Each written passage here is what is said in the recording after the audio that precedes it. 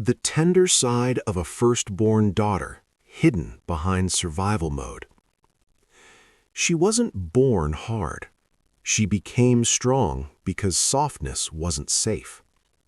This is the tender side of a firstborn daughter, hidden behind survival mode. From the outside, she looks capable, responsible, strong. She is the one people rely on, the one who always shows up, the one who holds everything together.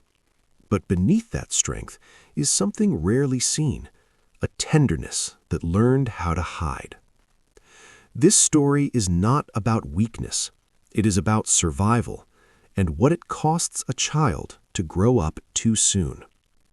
Firstborn daughters are often praised for being mature, but maturity that comes too early is not a gift, it is a response. When a child learns that crying creates stress, that needing help creates disappointment, that softness creates vulnerability, she adapts. She learns to be quiet, to be useful, to be strong, not because she wants to be, but because the environment demands it. Survival mode does not ask permission. It simply turns on, and once it does, softness goes into hiding. There is an unspoken contract many firstborn daughters sign without knowing. I will carry more. I will complain less. I will be the strong one. In return, they receive approval, not protection. They are trusted, but not held. They are praised, but not nurtured.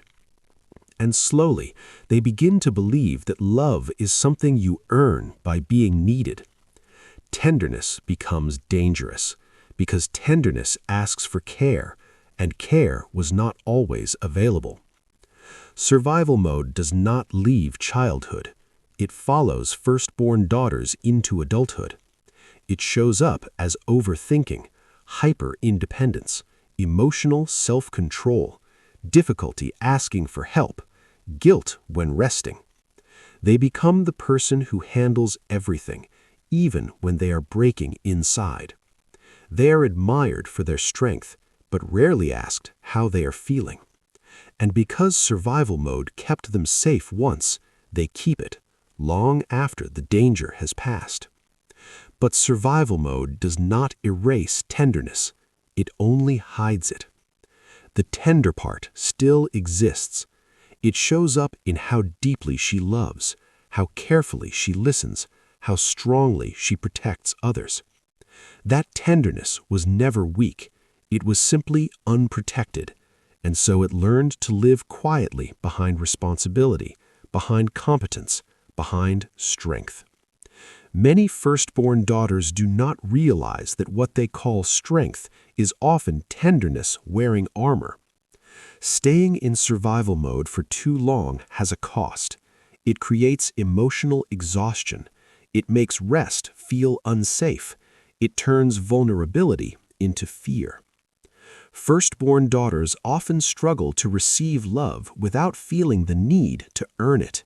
They give easily. They carry willingly, but when someone tries to care for them, they don't know how to stop holding everything together. Survival mode kept them alive, but it was never meant to be permanent. Healing begins when a firstborn daughter realizes she is allowed to be soft now. She is allowed to rest without guilt, to ask without apologizing, to receive without proving. Healing does not mean abandoning strength.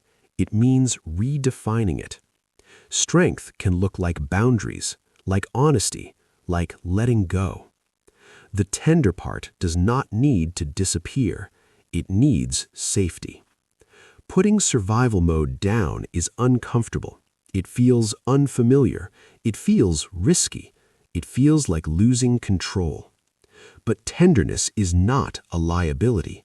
It is a language the soul understands. When firstborn daughters allow themselves to soften, they do not become weaker. They become whole.